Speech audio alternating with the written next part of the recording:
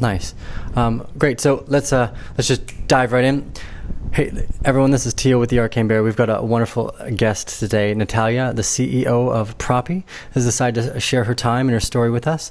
We did some little research into her today. We listened to some of the live talks she's given, and there's a lot of unique and inspiring ideas, I think, that are coming from what she's called the prop tech area. So it's got some great questions lined up for you. How are you doing today, Natalia? I'm good, thank you. Thanks for having me. Yeah, it's our pleasure. The entrepreneurial ideas have always inspired me to come up with better forms of systems in my mind, at least. So it's great to have people who have experience such as yourself to ask these questions to.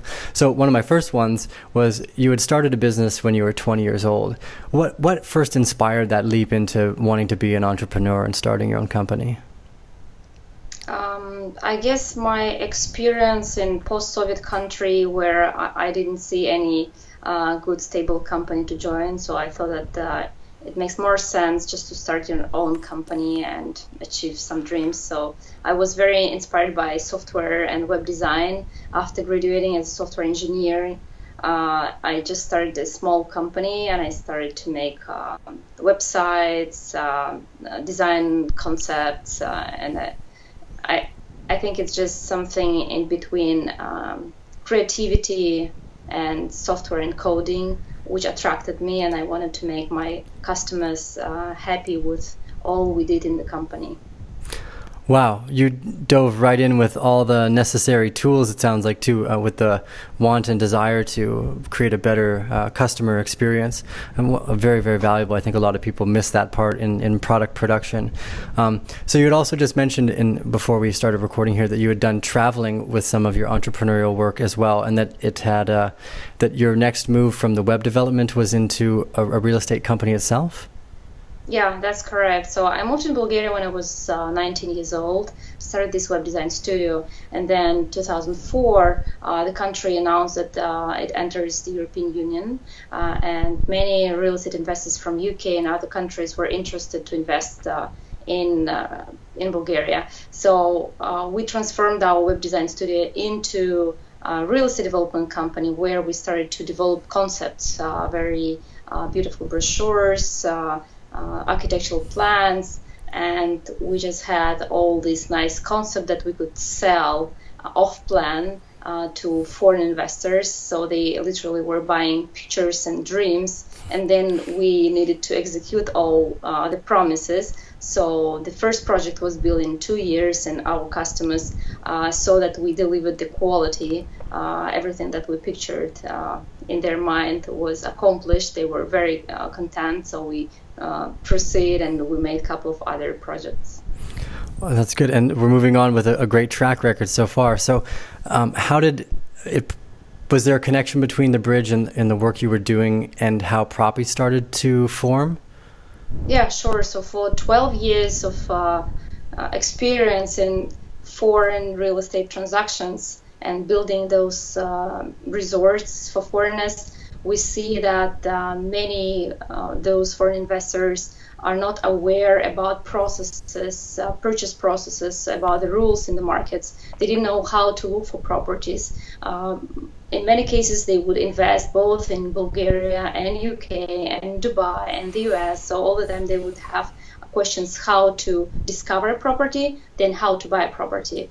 So a couple of years ago, I thought that it's probably a good time now to develop a global platform for those foreign investors that will help to find a good opportunity for investment, as well as to execute the entire closing online. Yeah, that can be a very costly process, I imagine, cross borders too, with the SWIFT system being quite slow, sometimes arduous in intermediary bank transfers, can get stuck days sometimes and hold up what was already a monthly process to make it take even longer. So with Propy, are you aiming to take out some of the speed in the purchases of these cross-border real estate areas? Is that correct? Yeah, that's correct. We want to make the transactions faster, more secure, and cheaper. So the first goal is to make it faster. and to eliminate a couple of middlemen. Today in the US, in order to close a transaction, there are 80 middlemen, which we normally don't see. We see about 4 to 5, like broker, escrow agent, title agent, but there are 80. So with smart contract usage, we will be able to eliminate a lot of middlemen from the transaction. And what kind of market space in the billions are moved through those areas in any given year? Sorry. Of course. Cross-border real estate is $900 billion market. However, we're only initially focused on a cross-border market. In the future, we do believe that cross-city deals will be also demanded. Sorry. No, of course. Bless you, or salud in Spanish. So, how did you come up with the idea of Propy? Was there a connection in some of the developers that were working potentially with blockchain, or I guess how did you come into contact, I guess, with blockchain from the real estate space? Yeah, so the initial idea was to help foreign buyers to identify properties all over the world and to automate the process. But in order to automate the process, we need to integrate with all title registries in each country, and it's a very long process. So we didn't see that it's possible technically at all. But 1.5 years ago, I met a couple of engineers that addressed me several of their infrastructural projects in blockchain, and they said, let's try to make application of our project into the real estate vertical. So this is how I got to know blockchain solutions. I started just to consult a couple of those engineers, and then I saw that actually that's a brilliant application for our case to solve the automation of the real estate purchase process. Nice. It seems like such a natural evolution from what you're working on too. So you've worked in the international real estate industry for how many years? Did you say 12 years? 12, yeah. Great. And so you've got a fantastic background for the ideas that you're working on too. And whereabouts are you in the roadmap of progress from where you initially started in the development and testing phases of, have you guys made any transactional use cases on your with your contract yet? Yeah, sure. So first we developed a listing platform, which has been live for a year. We've been attracting foreign buyers and we've been aggregating listings. Then during this year, we've been developing smart contracts as well in order to automate the entire purchase process. We've been testing it. We've been mainly developing it for the California case. But during the token sale, we signed an agreement with the Ukrainian government. And then in a couple of weeks, we managed to customize our prototype for the Ukrainian regulation, and we succeeded to close the first transaction using our platform just a couple of weeks ago. Nice. So it was a foreign buyer purchasing a property entirely remotely, paying by crypto, which was not the initial goal. For us, it doesn't matter if the payment is done via crypto or fiat. But this one was very convenient, and the developer in Ukraine, the real estate developer, agreed to accept Ether. So it was the first real estate deal paid in Ether, executed on Ethereum network entirely by smart contracts, and then approved by the government, by the notary. And now the buyer has both our electronic title deed with the hash on blockchain, as well as a traditional one, paper notary deed, where there is a hash on blockchain again.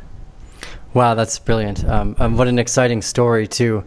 For me, some of the stuff about the prop tech in your videos that was really starting to ring the bells for inspiration is how we could potentially move into different styles of society. So how do you see blockchain affecting other areas of the real estate market, from potentially like a decentralized Uber where you have a real estate agent rating market and you can just show up? What other ideas do you see in the vision that would be on the horizon?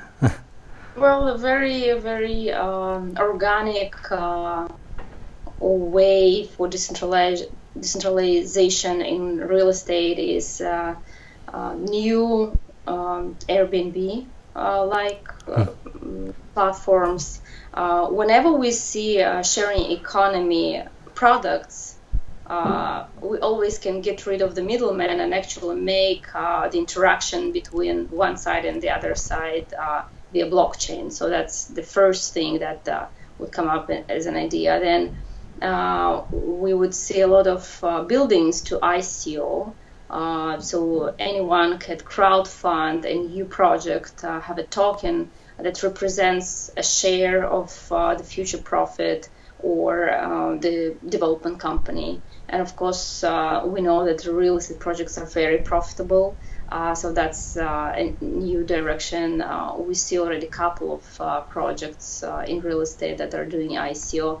We also see new governments like Liberland and a couple of others that are acquiring land, or they're just claiming one land to be a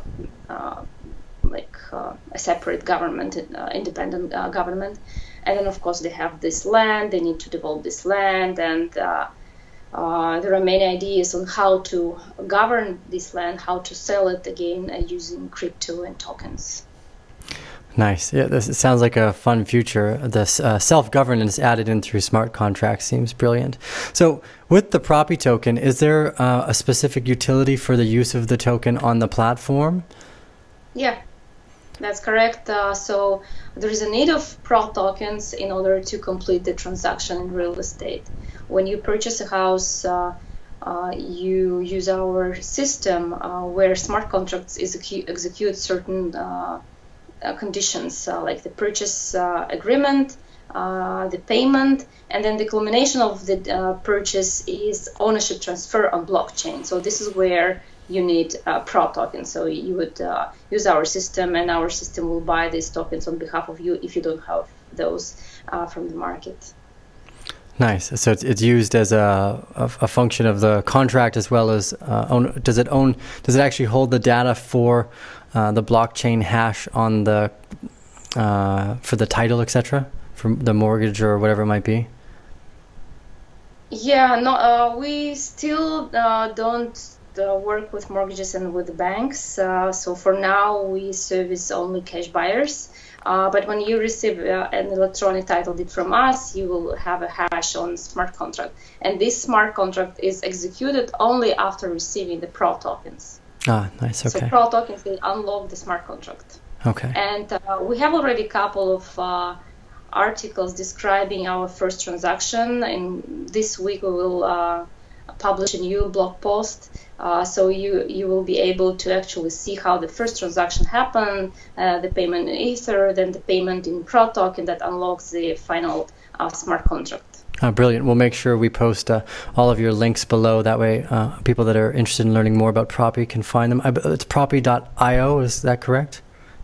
.com. .com. I'm so used to those input-output addresses. I think they're synonymous now.